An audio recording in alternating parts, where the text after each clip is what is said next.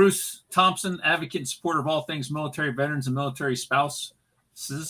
Retired Marine Corps Master Sergeant. Currently spends his time working with transitioning service members, veterans, and military spouses with their military to civilian transition planning, execution, and employment search. Currently working with Talents Ascend, Veterans Ascend.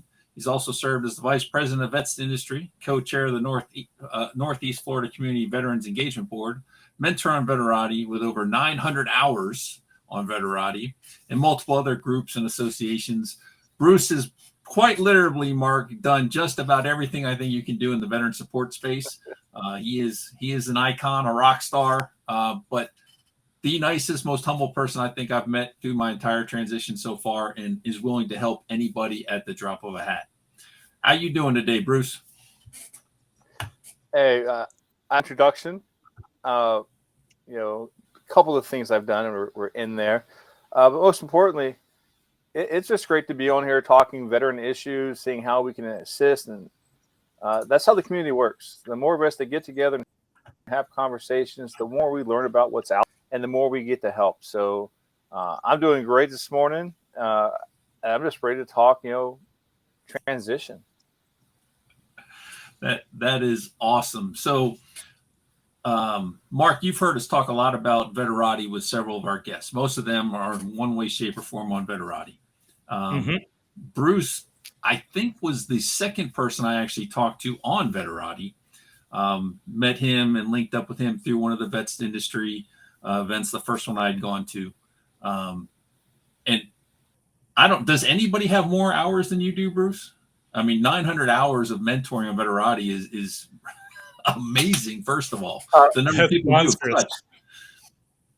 So on Veterati, no. There are so many out there that are doing this off of Veterati. So I'm not that greatest mentor ever. I just, during COVID, I saw the need. So I opened my schedule up, and I went 8 to 10 calls a day, and do that for 10 years, for 2 years. And so on the platform, yes, I am the one with the most hours. Good news is the platform's back up. I was glad to see that. Yes. Down for what, I'm so 2 happy. weeks? It was down for a month or so. Was it a month? Okay. And now the good part is back up. The bad part is every mentor has to go back in there and recreate their account. And when they do that, like my hours and all that are still there.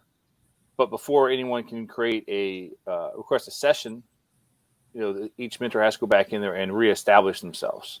So that is still being done. Veterati is awesome. I love it. You got to go out there and be a part of it. I mean, where else can you just pick someone's brain for an hour out of the blue? And you're talking with people that have been through the transition process. They know the resources. They've been there and done that. They're in the industry that you want to be, for the company that you want to work for. Oh my goodness.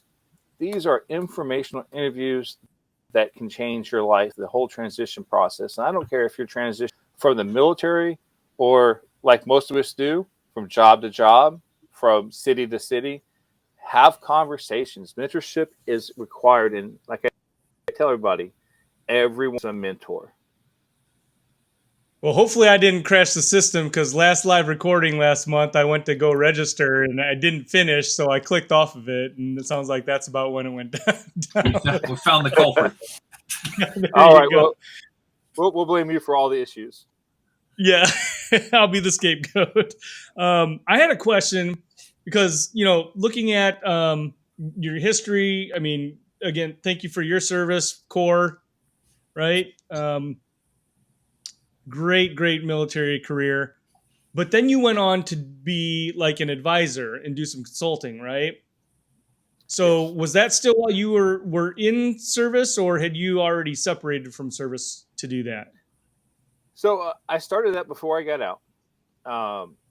And it really was doing some mentorship, explaining, what a veteran is, what a military spouse is, and what they can bring to the table.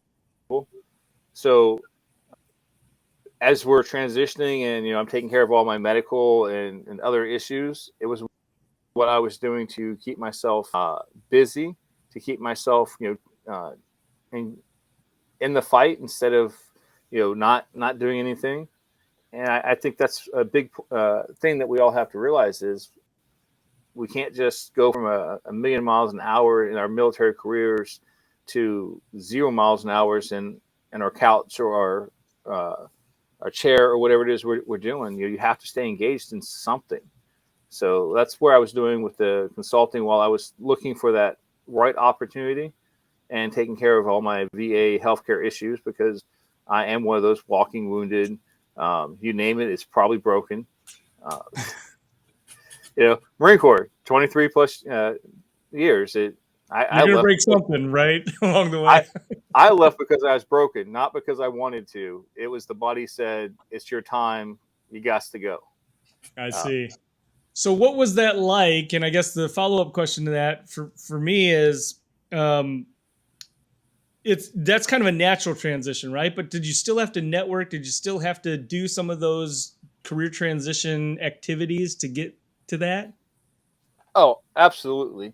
And I'll tell you, for me, I had a false start on my retirement process. Stationed in Kansas City doing an independent duty tour, and we're done. It's that time, and we would have to be in Kansas City, and we kind of came out and said, you know what, this isn't really where we want to be. Let's do one more tour, and then we'll have that 3 years to really figure out transition, retirement, where we are, what we want to do. And I'd already started working on that. I'm fortunate that I trained Marine Corps Reserves for 9.5 years of my career, which meant I did public affairs. I did the Toys for Tots. I shook the hands, kissed the babies, you name it. I was out there doing the networking. Now, I didn't know we called it networking. It was just what we did. And then, so as I got close to that transition phase, it was like, oh, wow, I already have this really good network, and it's all across the U.S. for the most part. And I retired out of Southern California, in Camp Pendleton, and I had San Diego down pat. I've been there for a long time. Let's just say when I was a West Coaster, I was there. Kansas City is as far as east I got in the States, and I only went there for 2 years. Otherwise, I was in California. Not bad when you're able to stay close to family and homestead. But like Matt said before, the TAPS class, it has its purpose. But remember, services take 2 to 4 or 5 months to get you through boot camp, basic training. And then they give you 5 days to figure out what it is to get out. It's a hard process, and that's where we have to lean on those 45,000 plus veteran service organizations, researchers, and advocates that are out there that are trying to do things to make sure that transition is a more informed and smoother process. I went to the TAPS program twice. I just got angry, and honestly, I never completed it. I was over 20, so I could opt out. I opted out and went golfing instead. I found a place out in town there in San Diego. It's called Vet CTAP, Veterans Career Transition Assistance Program. It is incredible. Janice and Betsy, and they rock that thing. I tell everybody, if you're in the Southern California area, this is a mandatory class that you have to go to. It's free. And when I tell you I didn't know what transition really meant until I went to this class, I am being honest. Like night one, we had to show up and hey, hand over your resume. So I had this piece of paper that I typed a few words on, but didn't look like a resume. I wasted a piece of paper. There was no value on it. And of course, I was senior enlisted, but I brought my wife with me, and she didn't need the class, but I needed her there to kind of keep me involved. I had a fellow in my unit that was there with me. Little did I know that the lady sitting beside me was the wife of one of my former lieutenant colonels.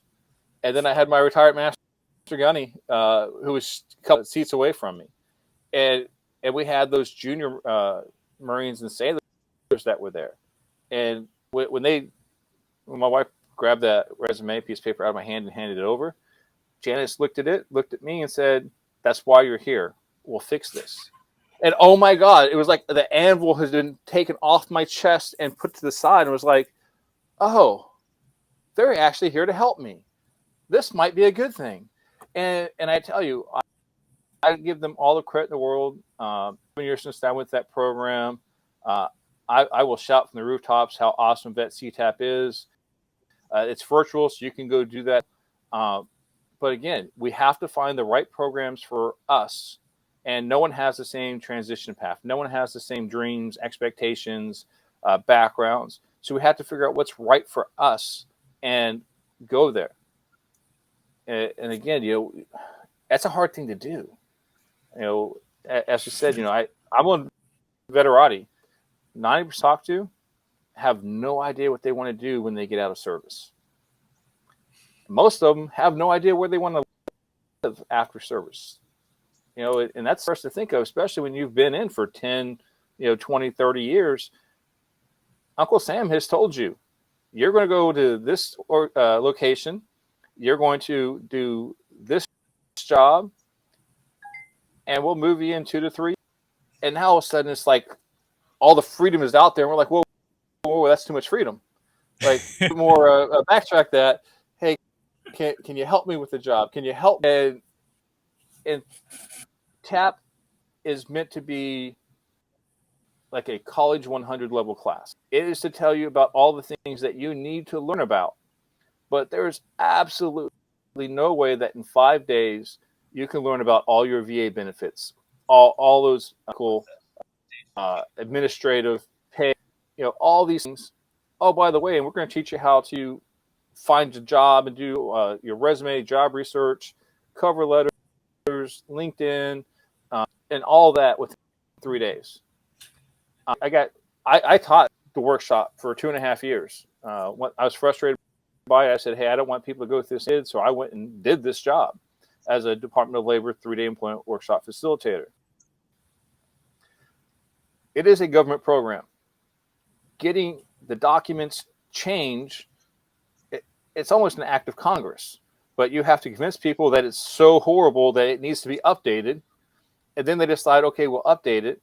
Well, it goes through a process. By the time they do any kind of major change, it's already 4 or 5 years past. I mean, I thought this.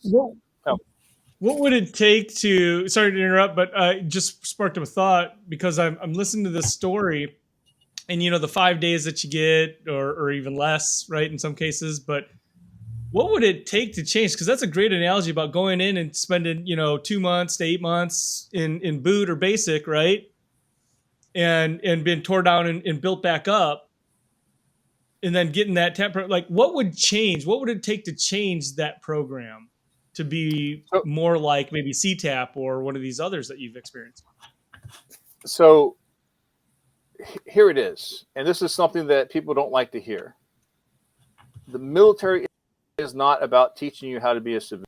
We sign our contracts. We go in there and we do the job that we signed up to do. We get technical training. We do all this.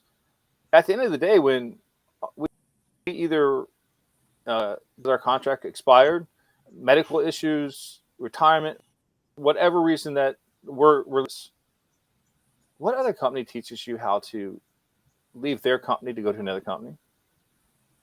It's not done. So, and I hate to say, I mean, I'm a veteran. I think we need support. I don't think the government program is the answer. The answer is all of these amazing service organizations, veteran advocates that come out here and say, we understand the process. We know how to do it better. And again, it removes the government restrictions of you can't say this. You have to keep it within these guidelines. And I joke because I've talked to some professional athletes, and it's kind of the same thing for military professional athletes. Is while you're on contract doing what you're doing, we love you to death. You're the greatest thing since, sliced bread. But the day that you're no longer here, the day that I can get someone cheaper to do the job, you fall off a cliff. And it's like, hey, yeah, who was that?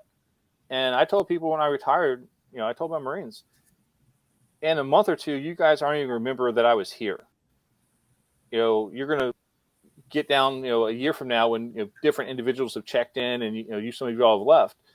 You're going to cost a piece of paper that has my name on it, and who the hell was Master Sergeant Thompson?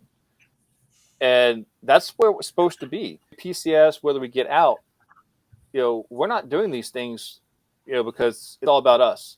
Every single one of us is replaceable in the military system. And guess what? It's all about the mission. It is the same way in the civilian sector.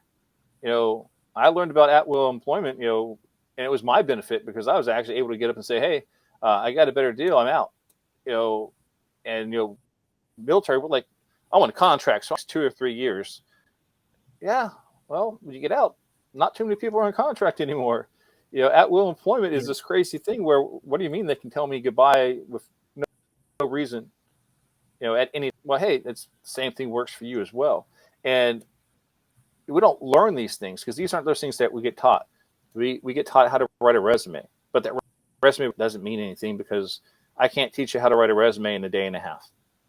The federal side, again, 2 hours to learn the whole federal side. It doesn't happen. It doesn't exist. And that's why, you go out there and you look for organizations that are doing something different, that are helping you, skip some of the headaches and running into those walls. My transition was horrible because, but besides Vet CTAP, I didn't have a lot of people saying, hey, let's go do this or let's go do that. I networked like crazy. Why? Because I'm that guy that if you see me in an elevator or the grocery store line or whatever, we're probably going to talk because I want to say, hey, what, how you doing today? What's going on? And with the long hair and, I cut the beard way down. Just for us? Neither was saying something, and I was like, whatever. I grabbed scissors and I kind of cut it to this level, and all of a sudden it was like, damn, that was a big chop I just did. I'm not sure I should have done that, but hey, it grows back. Unless you're me. I'm working on my Bruce Thompson starter kit. It's not that it doesn't grow back. It's the fact that it doesn't grow, period. But don't worry. Been there, done it. It comes with age.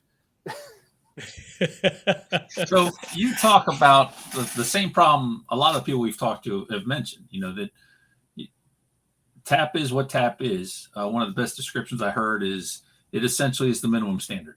You get some of the basics. Yep. A lot of it's, very short time frame, crammed down your throat. And then you have these 40,000 plus organizations outside the military that will bend over backwards to help you. So the biggest problem I've seen, and one of the reasons we went with starting this podcast, was how do we get the word out about all these organizations? Because with 40,000 organizations, it should be easy. You'd think they'd be everywhere, but the government's not going to talk about them. Vets industry does an amazing job keeping a database and an ever-growing database. But how else do we get the word out, in your opinion? So first, before I know we're bashing the TAPS program pretty good, but like I said, it's college 100. Once you get done with that class, you can go back to all of these different workshops that they're offered at the Fleet and Family, or at the Personal and Professional Development, Soldier for Life, Family Readiness. Just depending on what branch of service you are, because we all got to call it something different to keep it confused. But you can go back and take half-day resume workshop where they break it down a lot more detailed, and then you can with a counselor after that to refine it. So the services are there. The problem is a lot of people wait until that last 3 to 6 months and think that they can figure out transition, and it's great. I went to talk to a Coast Guard yesterday, and there was a couple of them. I said, hey, who already has jobs lined up before they get out? And I had like 3 or 4 of them raise their hand. I'm like, awesome, that's the goal. But I was talking to about 50 people, and 3 or 4 of them raised their hand. So that tells you that that's a minor percentage that does that. So we have to take advantage of not only the services on base to us. going out and figuring out some of these VSOs, who is the right person. And I would tell you, if you go out and talk to Small Business Association, talk to some of the chambers, network with individuals. You like to network and you're a wallflower, well, that's great. You're going to get a job that you're not really going to be happy with. You're going to get underpaid for it. You have to put yourself out there. You have to be willing to talk to other people. And, this isn't like, hey, Sean just walked in, we're at this event, and I'm going to go vomit how awesome I am to you. That's not how this works. It's having conversations. And we have so many people that are afraid to have conversations. And I laugh. I'm like, the whole time you're in service, whether it was the chief's mess, petty officer's mess, the NCO club, whatever it was, we networked to get everything we did. I can tell you, when I first came in the Marine Corps, and I'll tell you, it was in the early 90s. Yes, I am old. It was all about networking to survive. I worked in motor transport, and we had to figure out, hey, this vehicle is broken and needs, a starter. Okay, how can I get a starter? How can I get this belt? How can I get this? How can I scrounge and use my network to find these pieces that I need? Guess what? When you get out, you're networking the exact same way. We're trying to figure out, who do I know that can open the door for me? Who do I know who's made this transition? So I always tell people, when you're using LinkedIn, and LinkedIn is an amazing, powerful tool if used properly. It's not create a generic profile and just go out there and click connect or follow, and it thinks magically people are going to run to you. You have to come out there and create a profile that's going to get you noticed. Well, guess what? There are steps on how to make a great profile. We can come back out there, using Veterati, using LinkedIn. I can search and say, I want to move to Lincoln, Nebraska. Okay, well, I can go in there, and I'm in Jacksonville, Florida. I can go in to LinkedIn, click my network, do a search, and filter it down to, I want to have first or second level connections that are in Lincoln, Nebraska.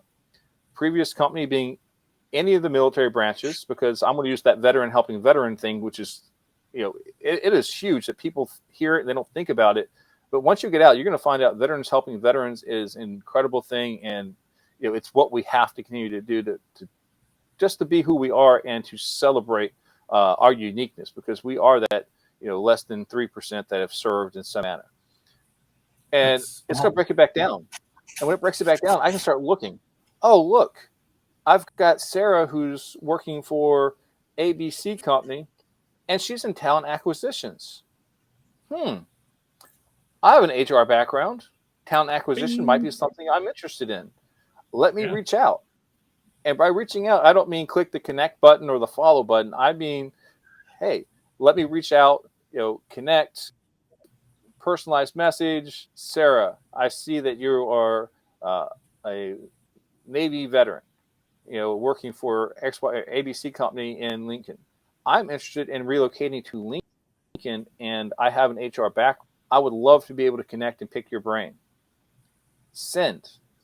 You're going to be shocked at, if you send a note like that, people are going to respond to you, and not just click yes and accept your connection request, but reach back out with a fellow comment saying, hey, this is me opening the door and saying, I accepted, I'm willing to have a conversation. Send me a question, send me something else. The virtual coffees, have these conversations. You have to be able to do these things. And, I know we're getting kind of towards the end here, but I work for Veterans Ascend / Talent Ascend, and we are changing the way candidates and employers find each other. And I'll tell you all the time. Can you tell us a little more about that? Yeah. Huge tagline is no resumes, no job searching, no applications. You can create your free profile. What I do is, I was a communication electronics maintenance guy in service. I didn't want to have anything like this when I got out. I got my HR degrees. I was going down the HR path. So you can come in there and create your profile, and Veterans Ascend works with military.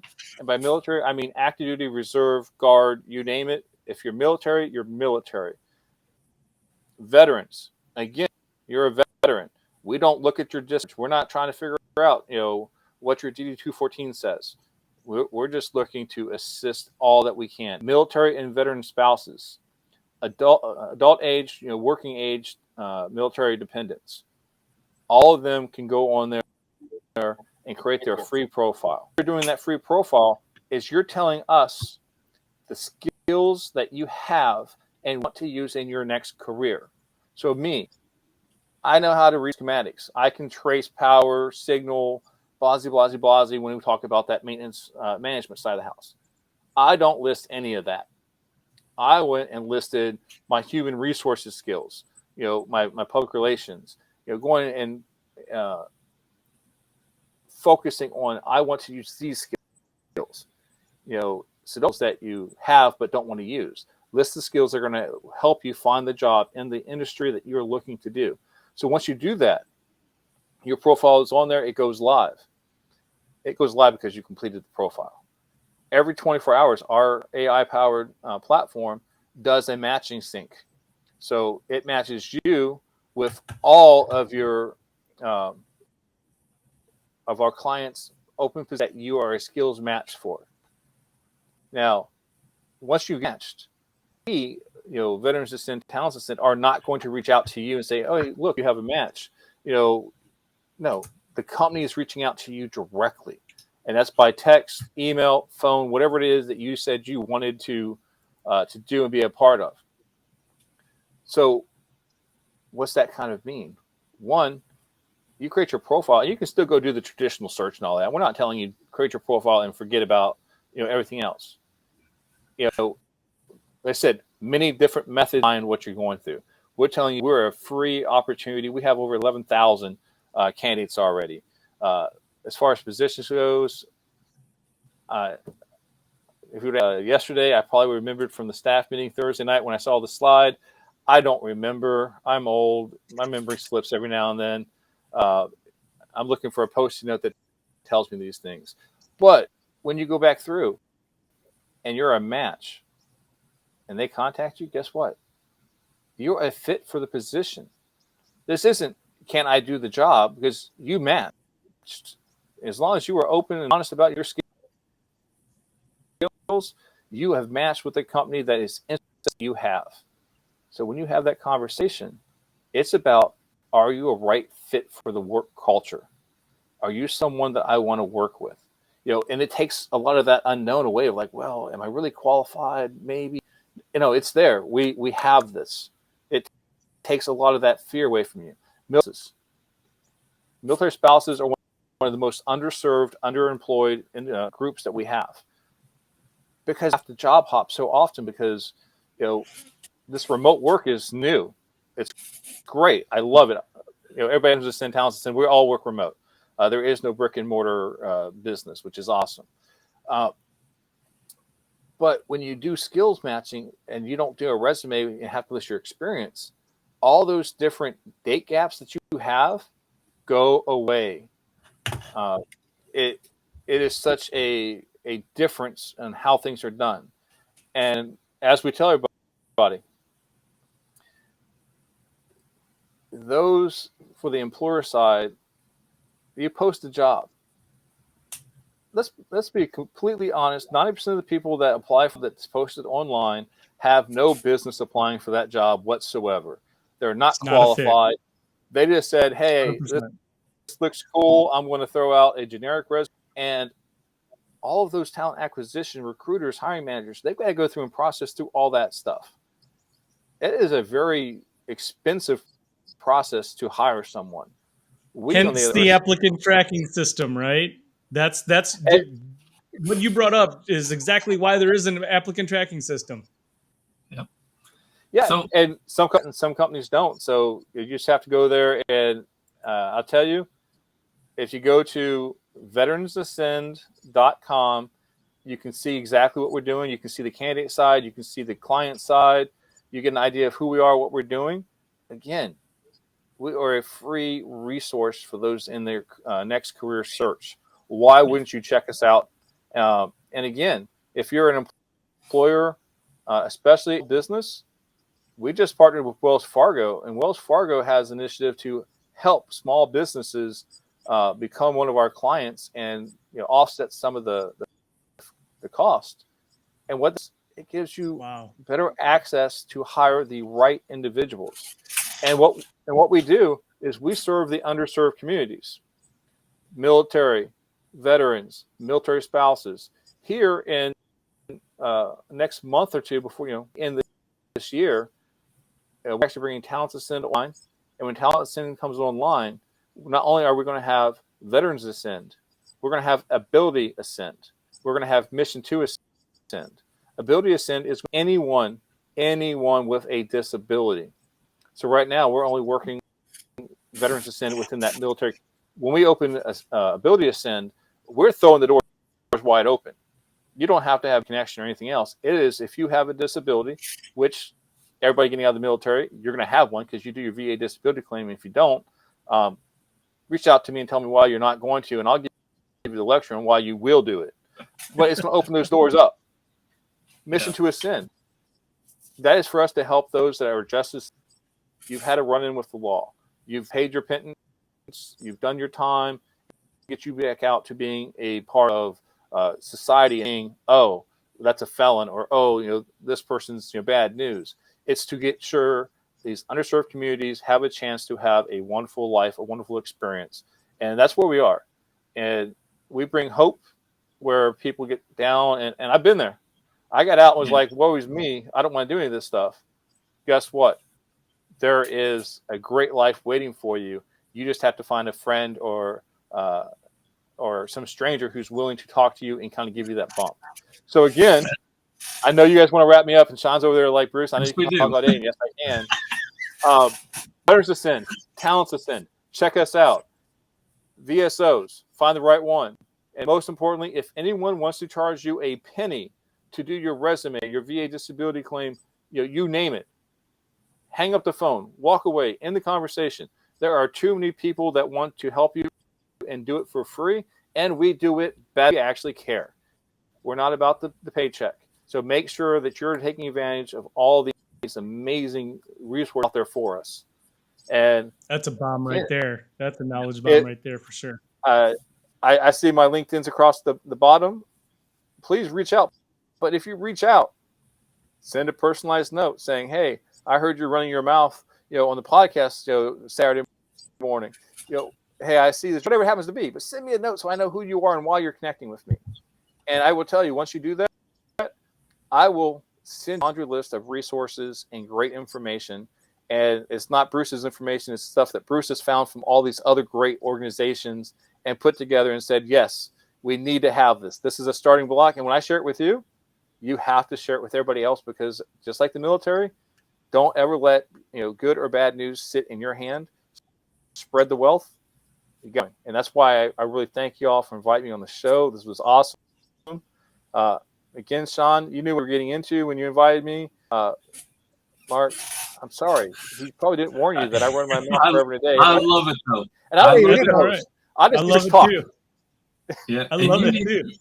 You need to get with Mark and Trevor, and especially once you launch everything, you get on the Who You Know network and really push it out there through their show as well. That'll be some great stuff, and I look forward to bringing you back on at some point.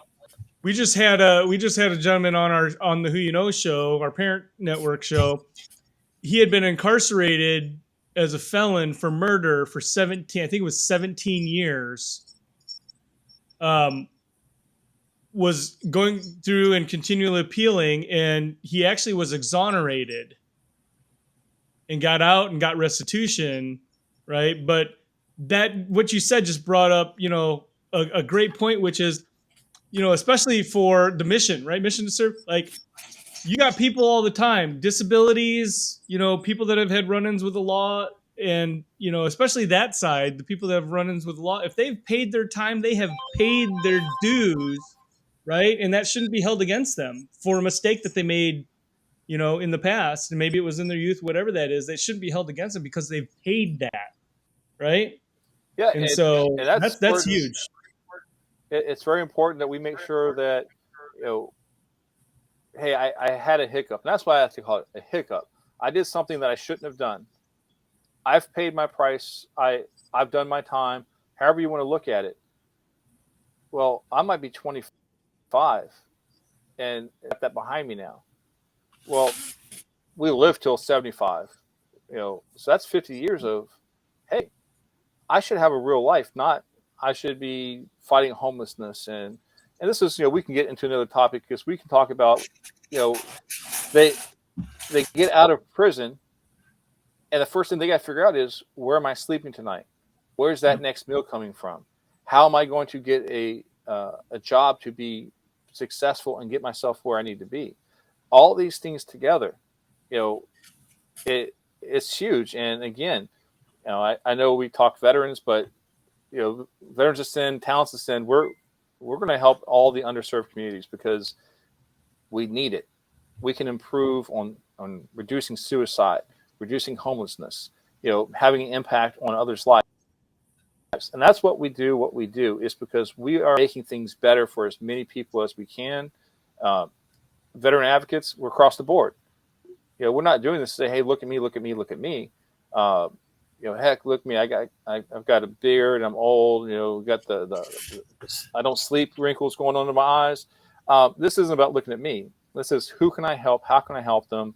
And that is the emotional fuel tank that gets filled for me. It gets filled because I'm doing.